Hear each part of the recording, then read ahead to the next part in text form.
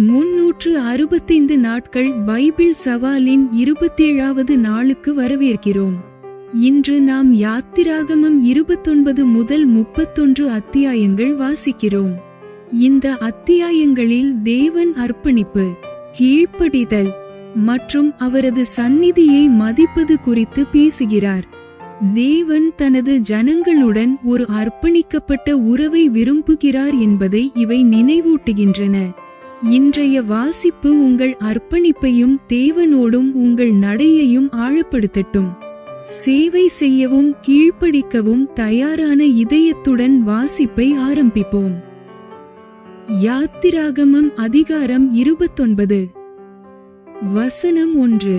அவர்கள் எனக்கு ஆசாரிய ஊழியம் செய்யும்படி அவர்களை பரிசுத்தப்படுத்தும் பொருட்டு நீ அவர்களுக்குச் செய்ய வேண்டியதாவது, ஒரு காளையையும் பழுதற்ற 2 ஆட்டுக்கடாக்களையும் தெரிந்து கொள்வாயாக. வசனம் 2. புளிப்பில்லா அப்பத்தையும் எண்ணெயிலே பிசைந்த புளிப்பில்லா அதிரசங்களையும் எண்ணெய் பூசப்பட்ட புளிப்பில்லா அடைகளையும் கோதுமையின் மெல்லிய மாவினால் பண்ணி. வசனம் 3. அவைகளை ஒரு கூடையிலே வைத்து கூடையோடே அவைகளையும் காளையையும் 2 ஆட்டுக்கடாக்களையும் கொண்டு வந்து. வசனம் 4. ஆரோனையும் அவன் குமாரரையும் ஆசரிப்பு கூடாரத்தின் வாசல் முன்பாகச் சேரப்பண்ணி அவர்களை தண்ணீரினால் கழுவி. வசனம் 5. அந்த வஸ்திரங்களை எடுத்து ஆரோனுக்கு உள்சட்டையையும் ஏபோத்தின் கீழ் அங்கியையும் ஏபோத்தையும் மார்பதக்கத்தையும் தரித்து ஏபோத்தின் விசித்திரமான கச்சையையும் அவனுக்கு கட்டி. வசனம் 6. அவன் தலையிலே பாகையையும் வைத்து பரிசுத்த கிரீடத்தை பாகையின் மேல் தரித்து. வசனம் 7. அபிஷேக தைலத்தையும் எடுத்து அவன் தலையின் மேல் வார்த்து அவனை அபிஷேகம் செய்வாயாக. வசனம் 8. பின்பு அவன் குமாரரை சேரப்பண்ணி ஆசாரிய ஊழியம் அவர்களுக்கு நித்திய கட்டளையாக இருக்கும்படி அவர்களுக்கும் அங்கிகளை உடுத்துவாயாக. வசனம் 9. ஆரோனுக்கும் அவன் குமாரருக்கும் இடைக்கச்சைகளை கட்டி அவன் குமாரருக்கு குல்லாக்களையும் தரித்து இப்படியே ஆரோனையும் அவன் குமாரரையும் பிரதிஷ்டை பண்ணுவாயாக. வசனம் 10. காளையை ஆசரிப்பு கூடாரத்துக்கு முன்பாக கொண்டு வருவாயாக. அப்பொழுது ஆரோனும் அவன் குமாரரும் தங்கள் கைகளை காளையினுடைய தலையின் மேல் வைக்க கடவர்கள். வசனம் 11. பின்பு நீ அந்த காளையை ஆசரிப்பு கூடாரத்து வாசலண்டையிலே கர்த்தருடைய சந்நிதானத்தில் அடித்து. வசனம் 12.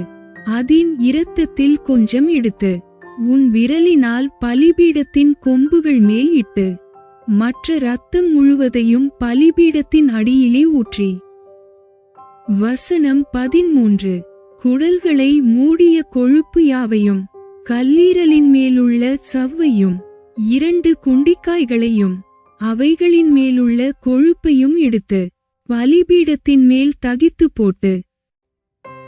வசனம் 14. காளையின் மாம்சத்தையும் அதின் தோலையும் அதின் சாணியையும் பாளையத்துக்கு புறம்பே அக்கினியால் சுட்டெரிக்க கடவாய். இது பாவநிவாரண பலி. வசனம் 15. பின்பு அந்த ஆட்டுக்கடாக்களில் ஒன்றை கொண்டு வந்து நிறுத்துவாயாக. அதனுடைய தலையின் மேல் ஆரோனும் அவன் குமாரரும் தங்கள் கைகளை வைக்க கடவர்கள். வசனம் 16. அந்த கடாவை அடித்து அதின் இரத்தத்தை பிடித்து பலிபீடத்தின் மேல் சுற்றிலும் தெளித்து. வசனம் 17. ஆட்டுக்கடாவை சந்து சந்தாக துண்டித்து அதின் குடல்களையும் அதின் தொடைகளையும் கழுவி அவைகளை அந்த துண்டங்களின் மேலும் அதின் தலையின் மேலும் வைத்து.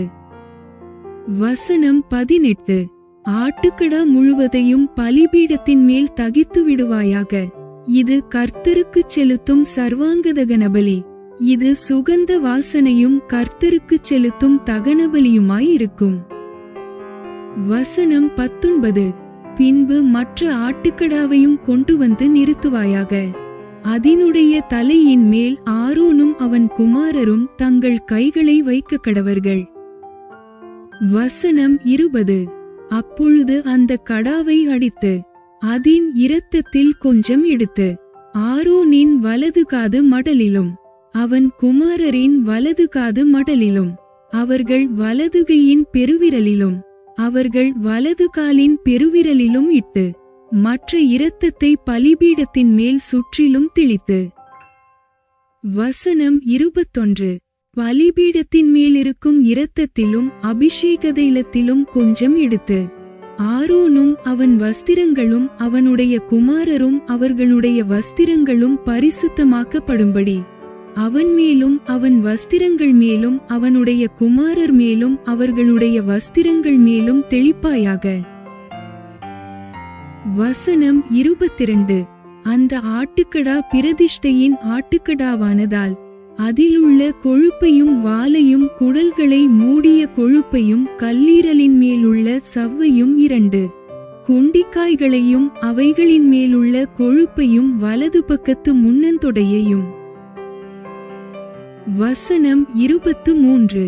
கர்த்தருடைய சந்நிதானத்தில் வைத்திருக்கிற புளிப்பில்லா அப்பங்களுள்ள கூடையில் ஒரு அப்பத்தையும் எண்ணெயிட்ட அப்பமாகிய ஒரு அதிரசத்தையும் ஒரு அடையையும் எடுத்து. வசனம் 24. அவைகள் எல்லாவற்றையும் ஆரோனின் உள்ளங்கைகளிலும் அவன் குமாரரின் உள்ளங்கைகளிலும் வைத்து அவைகளை கர்த்தருடைய சந்நிதானத்தில் அசைவாட்டப்படும் காணிக்கையாக அசைவாட்டி. வசனம் 25. பின்பு அவைகளை அவர்கள் கைகளிலிருந்து எடுத்து பலிபீடத்தின் மேல் சர்வாங்கதகன பலியோடு வைத்து கர்த்தருடைய சந்நிதானத்தில் சுகந்த வாசனையாக தகிக்க கடவாய். இது கர்த்தருக்குச் செலுத்தப்படும் தகனபலி. வசனம் 26. ஆரோனுடைய பிரதிஷ்டையின் ஆட்டுக்கடாவிலே மார்க்கண்டத்தை எடுத்து அதை கர்த்தருடைய சந்நிதானத்தில் அசைவாட்டப்படும் காணிக்கையாக அசைவாட்ட கடவாய். அது உன் பங்காயிருக்கும். வசனம் 27. மேலும் ஆரோனுடைய பிரதிஷ்டைக்கும் அவன் குமாரருடைய பிரதிஷ்டைக்கும் நியமித்த ஆட்டுக்கடாவில் அசைவாட்டப்படுகிற மார்க்கண்டத்தையும் ஈரெடுத்து படைக்கப்படுகிற முன்னந்தொடையையும் பரிசுத்தப்படுத்துவாயாக. வசனம் 28. அது ஈரெடுத்து படைக்கிற படைப்பானதினால் இஸ்ரவேல் புத்திரர் பலியிடுகிறவைகளில் அவைகளே நித்திய கட்டளையாக ஆரோனையும் அவன் குமாரரையும் சேர்வதாக. இஸ்ரவேல் புத்திரர் கர்த்தருடைய சந்நிதானத்தில் ஈரெடுத்து படைக்கிற சமாதான பலிகளில் அவைகளே ஈரெடுத்து படைக்கும் படைப்பாயிருக்க வேண்டும். வசனம் 29. ஆரோனின் பரிசுத்த வஸ்திரங்கள் அவனுக்கு பின் அவனுடைய குமாரரைச் சேரும். அவர்கள் அவைகளை உடுத்திக் கொண்டு அபிஷேகம் பண்ணப்பட்டு பிரதிஷ்டையாக்கப்படுவார்கள். வசனம் 30. அவனுடைய குமாரரில் அவன் பட்டத்திற்கு வருகிற ஆசாரியன் பரிசுத்த ஸ்தலத்தில் ஆராதனை செய்வதற்கு ஆசரிப்பு கூடாரத்தில் பிரவேசிக்கும் போது அவைகளை 7 நாள் மட்டும் உடுத்திக் கொள்ள கடவன். வசனம் 31. பிரதிஷ்டையின் ஆட்டுக்கடாவை கொண்டு வந்து அதின் மாம்சத்தை பரிசுத்த இடத்தில் வேவிப்பாயாக. வசனம் 32. அந்த ஆட்டுக்கடாவின் மாம்சத்தையும் கூடையிலிருக்கிற அப்பத்தையும் ஆரோனும் அவன் குமாரரும் ஆசரிப்பு கூடாரத்தின் வாசலிலே புசிக்க கடவர்கள். வசனம் 33. அவர்களை பிரதிஷ்டை பண்ணி பரிசுத்தப்படுத்தும் பொருட்டு அவைகளால் பாவநிவிர்த்தி செய்யப்பட்டபடியால் அவைகளை அவர்கள் புசிக்க கடவர்கள். அந்நியனோ அவைகளை புசிக்கலாகாது. அவைகள் பரிசுத்தமானவைகள். வசனம் 34. பிரதிஷ்டையின் மாம்சத்திலும் அப்பத்திலும் ஏதாகிலும் விடியற்காலம் மட்டும் மீந்திருந்ததானால் அதை அக்கினியாலே சுட்டெரிப்பாயாக. அது புசிக்கப்படலாகாது. அது பரிசுத்தமானது. வசனம் 35. இந்த பிரகாரம் நான் உனக்கு கட்டளையிட்டபடி எல்லாவற்றையும் நீ ஆரோனுக்கும் அவன் குமாரருக்கும் செய்வாயாக. 7 நாளளவும் நீ அவர்களை பிரதிஷ்டை பண்ணி வசனம் 36. பாவநிவிர்த்திக்காக ஒவ்வொரு நாளிலும் ஒவ்வொரு காளையை பாவ நிவாரண பலியாக பலியிட்டு பலிபீடத்துக்காக பிராயச்சித்தம் செய்தபின் அந்த பலிபீடத்தை சுத்தி செய்ய வேண்டும். அதை பரிசுத்தப்படுத்தும்படி அதை அபிஷேகம் பண்ண கடவாய். வசனம் 37. 7 நாளளவும் பலிபீடத்திற்காக பிராயச்சித்தம் செய்து அதை பரிசுத்தமாக்க கடவாய். பலிபீடமானது மகா பரிசுத்தமாயிருக்கும். பலிபீடத்தை தொடுகிறதெல்லாம் பரிசுத்தமாகும். வசனம் 38. பலிபீடத்தின் மேல் நீ பலியிட வேண்டியது என்னவெனில், இடைவிடாமல் ஒவ்வொரு நாளிலும் ஒருவயதான 2 ஆட்டுக்குட்டிகளை பலியிட வேண்டும். வசனம் 39. ஒரு ஆட்டுக்குட்டியை காலையிலும் மற்ற ஆட்டுக்குட்டியை மாலையிலும் பலியிடுவாயாக. வசனம் 40. ஒரு மரக்காலிலே 10 பங்கானதும் இடித்து பிழிந்த கார்படி எண்ணெயிலே பிசைந்ததுமாகிய மெல்லிய மாவையும் பானபலியாக கால்படி திராட்சரசத்தையும் ஒரு ஆட்டுக்குட்டியுடனே படைப்பாயாக. வசனம் 41. மற்ற ஆட்டுக்குட்டியை மாலையிலே பலியிட்டு காலையிலே செலுத்தின போஜனபலிக்கும் பானபலிக்கும் ஒத்த பிரகாரம் அதை கர்த்தருக்கு சுகந்த வாசனையான தகனபலியாக படைக்க கடவாய். வசனம் 42. உன்னுடனே பேசும்படி நான் உங்களை சந்திக்கும் இடமாயிருக்கிற ஆசரிப்பு கூடாரத்தினுடைய வாசலாகிய கர்த்தருடைய சந்நிதியிலே உங்கள் தலைமுறைதோறும் செலுத்தப்பட வேண்டிய நித்திய சர்வாங்க தகனபலி இதுவே. வசனம் 43. அங்கே இஸ்ரவேல் புத்திரரைச் சந்திப்பேன். அந்த ஸ்தலம் என்னுடைய மகிமையினால் பரிசுத்தமாக்கப்படும். வசனம் 44. ஆசரிப்பு கூடாரத்தையும் பலிபீடத்தையும் நான் பரிசுத்தமாக்குவேன். எனக்கு ஆசாரிய ஊழியம் செய்யும்படிக்கு ஆரோனையும் அவன் குமாரரையும் பரிசுத்தப்படுத்தி. வசனம் 45. இஸ்ரவேல் புத்திரரின் நடுவே நான் வாசம் பண்ணி அவர்களுக்கு தேவனாயிருப்பேன். வசனம் 46. தங்கள் நடுவே நான் வாசம் பண்ணும்படி தங்களை எகிப்து தேசத்திலிருந்து புறப்பட பண்ணின நான் தங்கள் தேவனாகிய கர்த்தர் என்று அவர்கள் அறிவார்கள். நானே அவர்கள் தேவனாகிய கர்த்தர். யாத்திராகமம் அதிகாரம் 30. வசனம் 1. தூபங்காட்டுகிறதற்கு ஒரு தூபபீடத்தையும் சீத்திம் மரத்தினால் உண்டாக்குவாயாக. வசனம் 2. அது ஒரு முழ நீளமும் ஒரு முழ அகலமுமான சதுரமும் 2 முழ உயரமுமாயிருக்க வேண்டும். அதின் கொம்புகள் அதனோடே ஏகமுமாயிருக்க வேண்டும். வசனம் 3. அதின் மேற்புறத்தையும் சுற்றுப்புறத்தையும் அதின் கொம்புகளையும் பசும்பொன் தகட்டால் மூடி சுற்றிலும் அதற்கு பொன்திரணையை உண்டு பண்ணி. வசனம் 4. அந்த திரணையின் கீழே அதின் 2 பக்கங்களிலும் அதைச் சுமக்கும் தண்டுகளின் இடங்களாகிய அதின் 2 பக்கத்து 2 மூலைகளிலும் 2 பொன் வளையங்களை உண்டாக்குவாயாக. வசனம் 5. அந்த தண்டுகளையும் சீத்திம் மரத்தால் பண்ணி அவைகளையும் பொன்தகட்டால் மூடக்கடவாய். வசனம் 6. சாட்சி பெட்டிக்கு முன்னிருக்கும் திரைச்சீலைக்கும் நான் உன்னை சந்திக்கும் இடமாகிய சாட்சி சந்நிதியின் மேலுள்ள கிருபாசனத்துக்கும் முன்பாக அதை வைக்க கடவாய். வசனம் 7. ஆரோன் காலைதோறும் அதின் மேல் சுகந்த தூபங்காட்ட வேண்டும். மாலையில் விளக்கேற்றும் போதும் அதின் மேல் தூபங்காட்ட கடவன். விளக்குகளை விளக்கும் போதும் அதின் மேல் தூபங்காட்ட வேண்டும். வசனம் 8. உங்கள் தலைமுறைதோறும் கர்த்தருடைய சந்நிதியில் காட்ட வேண்டிய நித்திய தூபம் இதுவே. வசனம் 9. அதின் மேல் அந்நிய தூபத்தையாகிலும் தகனபலியையாகிலும் போஜனபலியையாகிலும் படைக்க வேண்டாம். அதின் மேல் பானபலியை ஊற்றவும் வேண்டாம். வசனம் 10. வருஷத்தில் ஒருமுறை ஆரோன் பாவநிவாரண பலியின் இரத்தத்தினால் அதின் கொம்புகளின் மேல் பிராயச்சித்தம் பண்ணுவானாக. உங்கள் தலைமுறைதோறும் வருஷத்தில் ஒருமுறை அதின்மேல் பிராயச்சித்தம் பண்ணுவானாக. அது கர்த்தருக்கு மகா பரிசுத்தமானது என்றார். வசனம் 11. பின்னும் கர்த்தர் மோசேயை நோக்கி. வசனம் 12. நீ இஸ்ரவேல் புத்திரரை அவர்கள் இலக்கத்தின்படி கணக்கு பார்க்கும் பொருட்டு அவர்களை எண்ணும்போது அவர்களுக்குள்ளே ஒரு வாதை உண்டாகாதபடிக்கு அவர்களில் ஒவ்வொருவனும் எண்ணப்படும் சமயத்தில் தந்தன் ஆத்துமாவுக்காக கர்த்தருக்கு மீட்கும் பொருளை கொடுக்க கடவன்.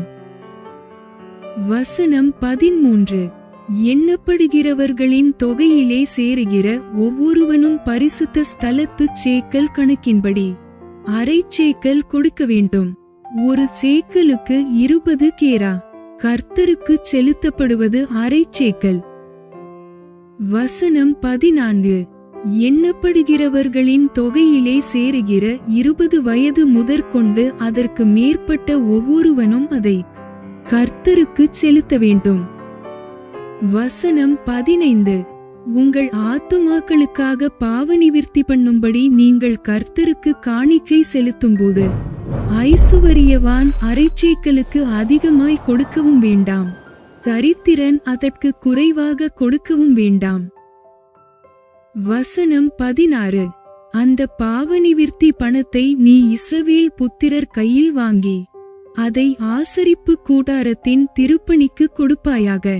அது கர்த்தருடைய சந்நிதியில் உங்கள் ஆத்துமாக்களுக்காக பாவநிவிர்த்தி செய்யும் பொருட்டு இஸ்ரவேல் புத்திரருக்கு ஞாபகக்குறியாயிருக்கும் என்றார். வசனம் 17. பின்னும் கர்த்தர் மோசேயை நோக்கி. வசனம் 18. கழுவுகிறதற்கு வெண்கலத்தால் ஒரு தொட்டியையும் வெண்கலத்தால் அதின் பாதத்தையும் உண்டாக்கி அதை ஆசரிப்பு கூடாரத்திற்கும் பலிபீடத்திற்கும் நடுவே வைத்து அதிலே தண்ணீர் வார்ப்பாயாக. வசனம் 19. அதனிடத்தில் ஆரோனும் அவன் குமாரரும் தங்கள் கைகளையும் தங்கள் கால்களையும் கழுவக்கடவர்கள். வசனம் 20.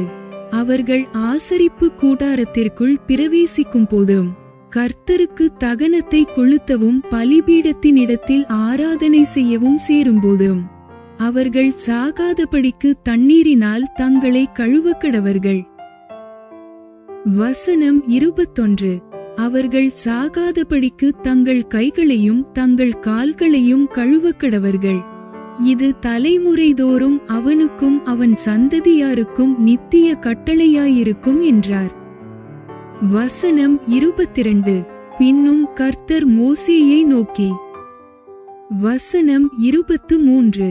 மேன்மையான சுகந்தவர்க்கங்களாகிய சுத்தமான வெள்ளைப்போளத்தில் பரிசுத்த ஸ்தலத்தின் சேக்கலின்படி 500 சேக்கல் எடையையும் சுகந்த கருவாப்பட்டையிலே அதில் பாதியாகிய 250 சேக்கல் எடையையும் சுகந்த வசம்பில் 250 சேக்கல் எடையையும். வசனம் 24. இலவங்கப்பட்டையில் 500 சேக்கல் எடையையும் ஒலிவ எண்ணெயில் ஒரு குடம் எண்ணெயையும் எடுத்து. வசனம் 25. அதனால் பரிமள தைலக்காரன் செய்வது போல கூட்டப்பட்ட பரிமள தைலமாகிய சுத்தமான அபிஷேக தைலத்தை உண்டு பண்ணுவாயாக. அது பரிசுத்த அபிஷேக தைலமாயிருக்க கடவது. வசனம் 26. அதனாலே ஆசரிப்பு கூடாரத்தையும் சாட்சி பெட்டியையும். வசனம் 27. மேஜையையும் அதின் பணிமுட்டுகள் எல்லாவற்றையும் குத்துவிளக்கையும் அதின் கருவிகளையும் தூபபீடத்தையும். வசனம் 28. தகன பலிபீடத்தையும் அதின் பணிமுட்டுகள் எல்லாவற்றையும் தொட்டியையும் அதின் பாதத்தையும் அபிஷேகம் பண்ணி. வசனம் 29. அவைகள் மகா பரிசுத்தமாயிருக்கும்படிக்கு அவைகளை பரிசுத்தப்படுத்துவாயாக. அவைகளை தொடுகிறதெல்லாம் பரிசுத்தமாயிருக்கும். வசனம் 30. ஆரோனும் அவன் குமாரரும் எனக்கு ஆசாரிய ஊழியம் செய்யும்படிக்கு நீ அவர்களை அபிஷேகம் பண்ணி அவர்களை பரிசுத்தப்படுத்துவாயாக. வசனம் 31. இஸ்ரவேல் புத்திரரோடே நீ பேசிச் சொல்ல வேண்டியதாவது, உங்கள் தலைமுறைதோறும் இது எனக்குரிய பரிசுத்த அபிஷேக தைலமாயிருக்க வேண்டும். வசனம் 32. இது மனிதருடைய சரீரத்தின் மேல் வார்க்கப்படலாகாது.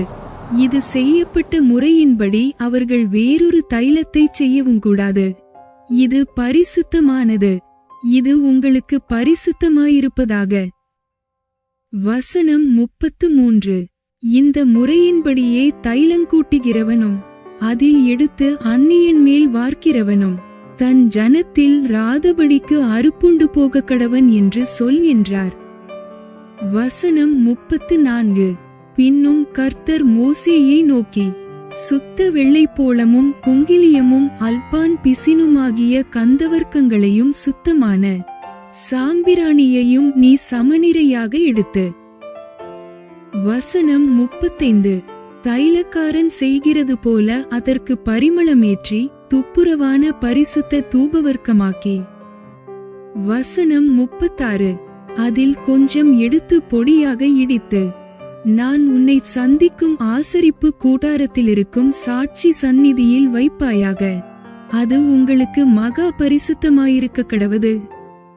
வசனம் 37. இந்த தூபவர்க்கத்தை நீ செய்ய வேண்டிய முறையின்படி உங்களுக்காகச் செய்து கொள்ளலாகாது. இது கர்த்தருக்கென்று உனக்கு பரிசுத்தமாயிருப்பதாக. வசனம் 38. இதற்கு ஒப்பானதை முகருகிறதற்காகச் செய்கிறவன் தன் ஜனத்தில் ராதபடி அறுப்புண்டு போக கடவன் என்றார்.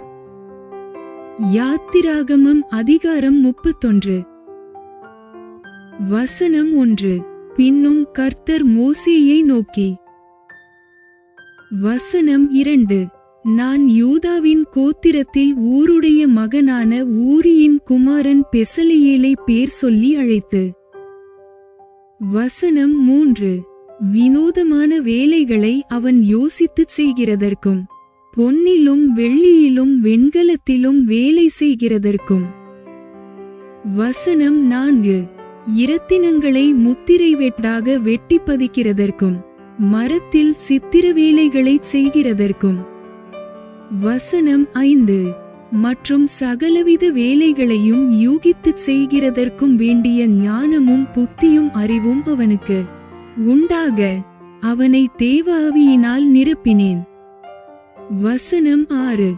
மேலும் தான் கோத்திரத்திலுள்ள அகிசாமாகின் குமாரனாகிய அகோலியாபையும் அவனோடே துணையாக கூட்டினதுமன்றி ஞான இருதயமுள்ள யாவருடைய இருதயத்திலும் ஞானத்தை அருளினேன்.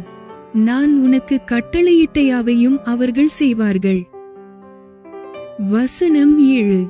ஆசரிப்பு கூடாரத்தையும் சாட்சி பெட்டியையும் அதின்மேலுள்ள கிருபாசனத்தையும் கூடாரத்திலுள்ள சகல பணிமுட்டுகளையும். வசனம் 8. மேஜையையும் அதின் பணிமுட்டுகளையும் சுத்தமான குத்துவிளக்கையும் அதின் சகல கருவிகளையும் தூபபீடத்தையும். வசனம் 9. தகனபலி பீடத்தையும் அதின் சகல பணிமுட்டுகளையும் தொட்டியையும் அதின் பாதத்தையும். வசனம் 10. ஆராதனை வஸ்திரங்களையும் ஆசாரிய ஊழியம் செய்வதற்கான ஆசாரியனாகிய ஆரோனின் பரிசுத்த வஸ்திரங்களையும் அவன் குமாரரின் வஸ்திரங்களையும். வசனம் 11. அபிஷேக தைலத்தையும் பரிசுத்த ஸ்தலத்துக்கு சுகந்தவர்க்கங்களாகிய தூபவர்க்கத்தையும் நான் உனக்கு கட்டளையிட்டபடியே அவர்கள் செய்ய வேண்டும் என்றார். வசனம் 12. மேலும் கர்த்தர் மோசேயினிடத்தில். வசனம் 13. நீ இஸ்ரவேல் புத்திரரை நோக்கி, நீங்கள் என் ஓய்வு நாட்களை ஆசரிக்க வேண்டும். உங்களை பரிசுத்தப்படுத்துகிற கர்த்தர் நான் என்பதை நீங்கள் அறியும்படி இது உங்கள் தலைமுறைதோறும் எனக்கும் உங்களுக்கும் அடையாளமாயிருக்கும். வசனம் 14. ஆகையால் ஓய்வு நாளை ஆசரிப்பீர்களாக. அது உங்களுக்கு பரிசுத்தமானது. அதை பரிசுத்த குலைச்சலாக்குகிறவன் கொலையுண்ண கடவன். அதிலே வேலை செய்கிற எந்த ஆத்துமாவும் தன் ஜனத்தின் நடுவில் ராதபடிக்கு அறுப்புண்டு போவான். வசனம் 15. 6 நாளும் வேலை செய்யலாம், 7ஆம் நாளோ வேலை ஒழிந்திருக்கும் ஓய்வு நாள். அது கர்த்தருக்கு பரிசுத்தமானது. ஓய்வு நாளில் வேலை செய்கிறவன் எவனும் கொலை செய்யப்பட வேண்டும். வசனம் 16. ஆகையால் இஸ்ரவேல் புத்திரர் தங்கள் தலைமுறைதோறும் ஓய்வு நாளை நித்திய உடன்படிக்கையாக ஆசரிக்கும்படி அதை கைக்கொள்ளக்கடவர்கள். வசனம் 17. அது என்றைக்கும் எனக்கும் இஸ்ரவேல் புத்திரருக்கும் அடையாளமாயிருக்கும். 6 நாளைக்குள்ளே கர்த்தர் வானத்தையும் பூமியையும் உண்டாக்கி 7ஆம் நாளிலே ஓய்ந்திருந்து பூரித்தார் என்றார். வசனம் 18. சீனாய் மலையில் அவர் மோசேயோடே பேசி முடிந்தபின் தேவனுடைய விரலினால் எழுதப்பட்ட கற்பலகைகளாகிய சாட்சியின் 2 பலகைகளை அவனிடத்தில் கொடுத்தார். பைபிள் சவாலின் 27வது நாள் இவ்வுடன் நிறைவடைகிறது. இன்றைய வாசிப்பு தேவனுக்கு அர்ப்பணிப்பு வாழ்க்கைக்கு நோக்கத்தையும் சமாதானத்தையும் தருகிறது என்பதை நினைவூட்டட்டும். அவருடைய அறிவுறுத்தல்கள் உங்கள் செயற்பாடுகளையும் உங்கள் ஓய்வையும் வழிநடத்தட்டும். கமெண்டில் சொல்லுங்கள். இன்றைய வாசிப்பில் எந்த பாடம் உங்களை அதிகமாக விசுவாசமாக வாழ ஊக்கப்படுத்தியது? அர்ப்பணிப்புடன் தொடருங்கள். நாளை 28வது நாளில் மீண்டும் சந்திப்போம். தேவன் ஆசீர்வதிப்பாராக. Welcome to day 27 of the 365 Days Bible Challenge. Today we will be reading Exodus 29 to 31. In these books, God speaks about dedication, obedience, and the importance of honoring His presence. They remind us that God desires a committed relationship with His people. May today's reading strengthen your devotion and deepen your walk with Him. Let us begin with a heart ready to serve and obey. Exodus chapter 29. Verse 1. And this is the thing that thou shalt do unto them to hallow them, to minister unto me in the priest's office. Take 1 young bullock, and 2 rams without blemish. Verse 2. And unleavened bread, and cakes unleavened tempered with oil, and wafers unleavened anointed with oil. Of wheaten flour shalt thou make them. Verse 3. And thou shalt put them into 1 basket, and bring them in the basket, with the bullock and the 2 rams. Verse 4.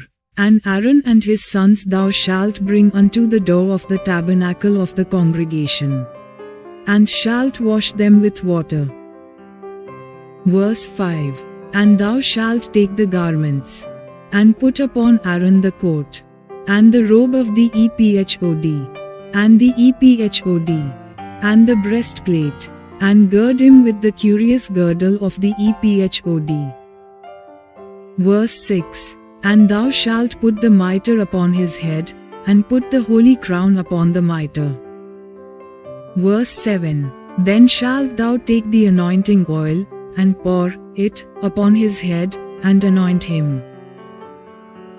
Verse 8. And thou shalt bring his sons, and put coats upon them. Verse 9. And thou shalt gird them with girdles, Aaron and his sons, and put the bonnets on them. And the priest's office shall be theirs for a perpetual statute. And thou shalt consecrate Aaron and his sons. Verse 10. And thou shalt cause a bullock to be brought before the tabernacle of the congregation. And Aaron and his sons shall put their hands upon the head of the bullock. Verse 11. And thou shalt kill the bullock before the Lord, by the door of the tabernacle of the congregation. Verse 12. And thou shalt take of the blood of the bullock, and put it upon the horns of the altar with thy finger, and pour all the blood beside the bottom of the altar. Verse 13. And thou shalt take all the fat that covereth the inwards, and the caul, that is, above the liver, and the 2 kidneys, and the fat that is upon them, and burn them upon the altar. Verse 14. But the flesh of the bullock, and his skin, and his dung, shalt thou burn with fire without the camp. It is a sin offering. Verse 15. Thou shalt also take one ram, and Aaron and his sons shall put their hands upon the head of the ram. Verse 16. And thou shalt slay the ram, and thou shalt take his blood, and sprinkle it round about upon the altar. Verse 17. And thou shalt cut the ram in pieces, and wash the inwards of him, and his legs, and put them unto his pieces, and unto his head. Verse 18. And thou shalt burn the whole ram upon the altar. It is a burnt offering unto the Lord. It is a sweet savour, an offering made by fire unto the Lord. Verse 19. And thou shalt take the other ram, and Aaron and his sons shall put their hands upon the head of the ram. Verse 20. Then shalt thou kill the ram, and take of his blood, and put it upon the tip of the right ear of Aaron, and upon the tip of the right ear of his sons, and upon the thumb of their right hand, and upon the great toe of their right foot, and sprinkle the blood upon the altar round about. Verse 21. And thou shalt take of the blood that is upon the altar, and of the anointing oil, and sprinkle it upon Aaron, and upon his garments, and upon his sons, and upon the garments of his sons with him, and he shall be hallowed, and his garments, and his sons' garments with him. Verse 22. Also thou shalt take of the ram the fat and the rump, and the fat that covereth the inwards, and the caul above, the liver, and the 2 kidneys, and the fat that is upon them, and the right shoulder, for it is a ram of consecration. Verse 23. And 1 loaf of bread, and 1 cake of oiled bread, and 1 wafer out of the basket of the unleavened bread that is before the Lord. Verse 24. And thou shalt put all in the hands of Aaron, and in the hands of his sons, and shalt wave them for a wave offering before the Lord. Verse 25. And thou shalt receive them of their hands, and burn them upon the altar for a burnt offering, for a sweet savour before the Lord. It is an offering made by fire unto the Lord. Verse 26. And thou shalt take the breast of the ram of Aaron's consecration, and wave it for a wave offering before the Lord, and it shall be thy part. Verse 27. And thou shalt sanctify the breast of the wave offering, and the shoulder of the heave offering, which is waved, and which is heaved up, of the ram of the consecration, even of that which is for Aaron, and of that which is for his sons. Verse 28. And it shall be Aaron's and his sons by a statute forever from the children of Israel. For it is an heave offering, and it shall be an heave offering from the children of Israel of the sacrifice of their peace offerings, even their heave offering unto the Lord. Verse 29. And the holy garments of Aaron shall be his sons after him, to be anointed therein, and to be consecrated in them. Verse 30. And that son that is priest in his stead shall put them on 7 days, when he cometh into the tabernacle of the congregation to minister in the holy place. Verse 31. And thou shalt take the ram of the consecration, and seethe his flesh in the holy place. Verse 32. And Aaron and his sons shall eat the flesh of the ram, and the bread that is in the basket, by the door of the tabernacle of the congregation. Verse 33. And they shall eat those things wherewith the atonement was made, to consecrate, and to sanctify them, but a stranger shall not eat thereof, because they are holy. Verse 34. And if aught of the flesh of the consecrations, or of the bread, remain unto the morning, then thou shalt burn the remainder with fire. It shall not be eaten, because it is holy. Verse 35. And thus shalt thou do unto Aaron, and to his sons, according to all things which I have commanded thee. 7 days shalt thou consecrate them. Verse 36. And thou shalt offer every day a bullock, for a sin offering for atonement.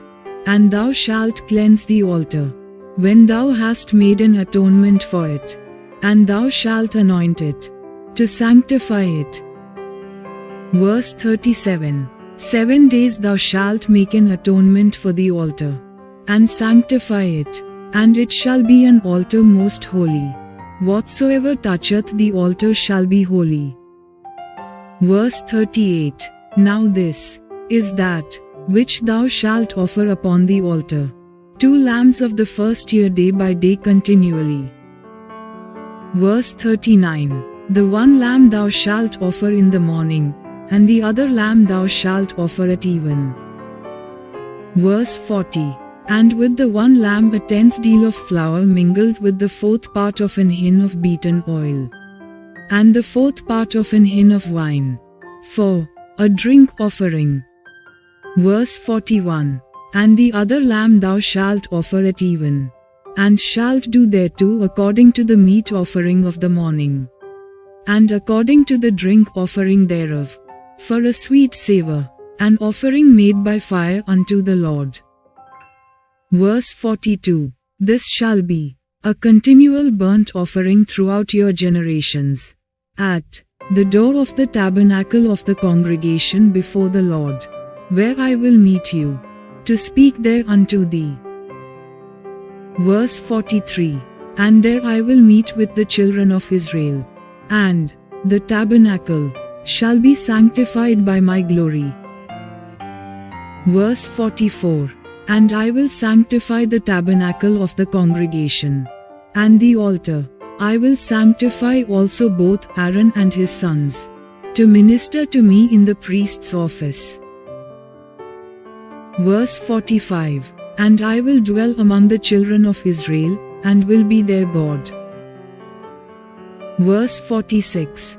And they shall know that I am the Lord their God, that brought them forth out of the land of Egypt, that I may dwell among them.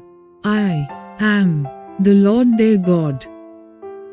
Exodus chapter 30. Verse 1. And thou shalt make an altar to burn incense upon, of shittim wood shalt thou make it. Verse 2. A cubit shall be the length thereof, and a cubit the breadth thereof. Foursquare shall it be, and 2 cubits shall be the height thereof. The horns thereof shall be of the same. Verse 3. And thou shalt overlay it with pure gold, the top thereof, and the sides thereof round about, and the horns thereof, and thou shalt make unto it a crown of gold round about. Verse 4. And 2 golden rings shalt thou make to it under the crown of it, by the 2 corners thereof. Upon the 2 sides of it shalt thou make it, and they shall be for places for the staves to bear it withal. Verse 5. And thou shalt make the staves of shittim wood, and overlay them with gold. Verse 6. And thou shalt put it before the veil that is by the ark of the testimony, before the mercy seat that is over the testimony, where I will meet with thee. Verse 7. And Aaron shall burn thereon sweet incense every morning, when he dresseth the lambs. He shall burn incense upon it. Verse 8. And when Aaron lighteth the lambs at even, he shall burn incense upon it. a perpetual incense before the Lord throughout your generations. Verse 9. Ye shall offer no strange incense thereon, nor burnt sacrifice, nor meat offering, neither shall ye pour drink offering thereon. Verse 10. And Aaron shall make an atonement upon the horns of it once in a year with the blood of the sin offering of atonements. Once in the year shall he make atonement upon it throughout your generations. It is most holy unto the Lord. Verse 11. And the Lord spake unto Moses, saying. Verse 12. When thou takest the sum of the children of Israel after their number, then shall they give every man a ransom for his soul unto the Lord. When thou numberest them, that there be no plague among them, when thou numberest them. Verse 13. This they shall give, every one that passeth among them that are numbered, half a shekel after the shekel of the sanctuary. A shekel is 20 gerahs, and half shekel shall be the offering of the Lord. Verse 14. Every one that passeth among them that are numbered, from 20 years old and above, shall give an offering unto the Lord. Verse 15. The rich shall not give more, and the poor shall not give less than half a shekel, when they give an offering unto the Lord, to make an atonement for your souls. Verse 16. And thou shalt take the atonement money of the children of Israel, and shalt appoint it for the service of the tabernacle of the congregation, that it may be a memorial unto the children of Israel before the Lord, to make an atonement for your souls. Verse 17. And the Lord spake unto Moses, saying. Verse 18. Thou shalt also make a laver of brass, and his foot also of brass, to wash withal, and thou shalt put it between the tabernacle of the congregation and the altar, and thou shalt put water therein. Verse 19. For Aaron and his sons shall wash their hands and their feet thereat. Verse 20. When they go into the tabernacle of the congregation, they shall wash with water, that they die not, or when they come near to the altar to minister, to burn offering made by fire unto the Lord. Verse 21. So they shall wash their hands and their feet, that they die not, and it shall be a statute forever to them, even to him and to his seed throughout their generations. Verse 22. Moreover the Lord spake unto Moses, saying. Verse 23. Take thou also unto thee principal spices, of pure myrrh 500 shekels, and of sweet cinnamon half so much, even 250 shekels, and of sweet calamus 250 shekels. Verse 24. And of cassia 500 shekels, after the shekel of the sanctuary, and of oil olive in hin. Verse 25. And thou shalt make it an oil of holy ointment, an ointment compound after the art of the apothecary. It shall be an holy anointing oil. Verse 26. And thou shalt anoint the tabernacle of the congregation therewith, and the ark of the testimony. Verse 27. And the table and all his vessels, and the candlestick and his vessels, and the altar of incense. Verse 28. And the altar of burnt offering with all his vessels, and the laver and his foot. Verse 29. And thou shalt sanctify them, that they may be most holy. Whatsoever toucheth them shall be holy. Verse 30. And thou shalt anoint Aaron and his sons, and consecrate them, that they may minister unto me in the priest's office. Verse 31. And thou shalt speak unto the children of Israel, saying, This shall be an holy anointing oil unto me throughout your generations. Verse 32.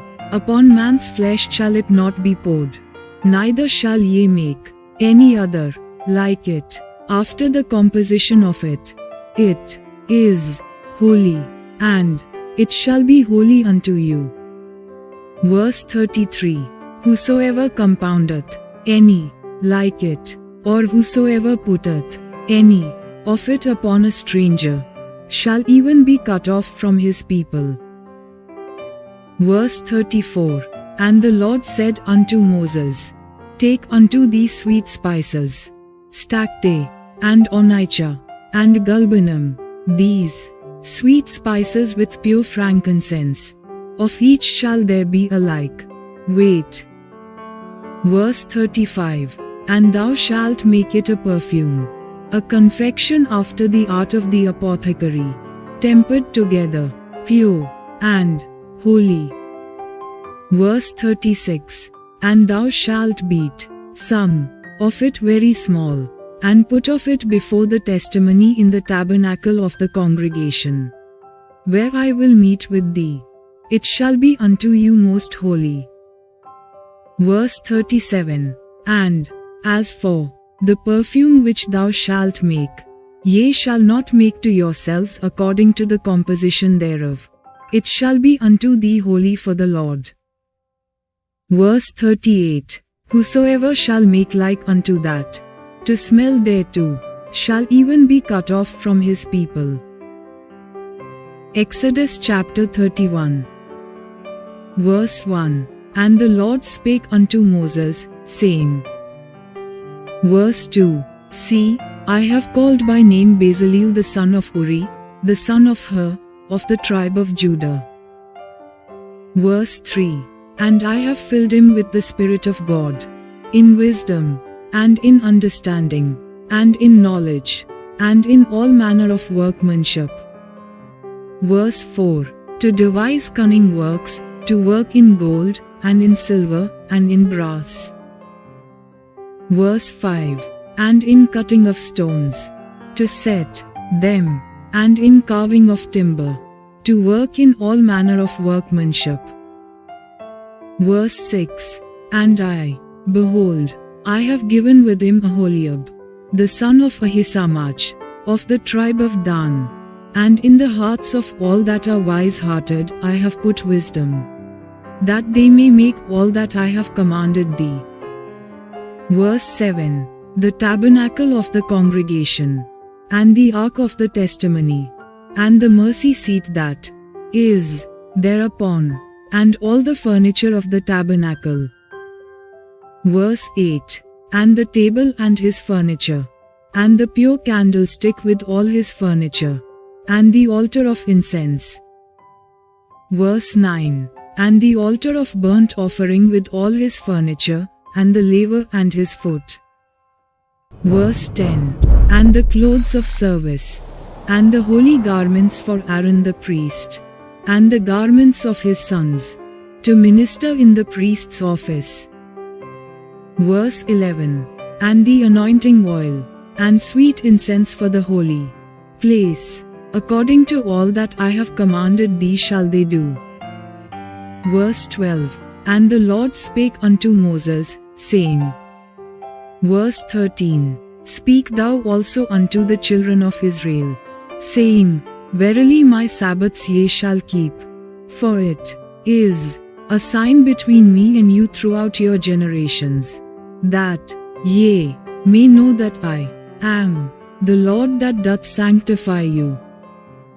Verse 14. Ye shall keep the Sabbath therefore, for it is holy unto you. Every one that defileth it shall surely be put to death. For whosoever doeth any work therein, that soul shall be cut off from among his people. Verse 15. 6 days may work be done, but in the seventh is the Sabbath of rest, holy to the Lord. Whosoever doeth any work in the Sabbath day, he shall surely be put to death. Verse 16. Wherefore the children of Israel shall keep the Sabbath, to observe the Sabbath throughout their generations. For a perpetual covenant. Verse 17. It is a sign between me and the children of Israel forever. For in 6 days the Lord made heaven and earth, and on the 7th day he rested, and was refreshed. Verse 18. And he gave unto Moses, when he had made an end of communing with him upon Mount Sinai, 2 tables of testimony, tables of stone, written with the finger of God. Day 27 of our Bible challenge is now complete. May today's chapters remind you that dedication to God brings purpose and peace.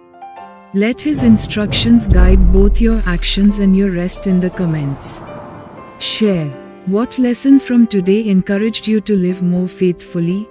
Remain committed and join us tomorrow for day 28. God bless you. Thanks for watching. Like, comment, and subscribe to Daily Bible Tamil in English. Word of God.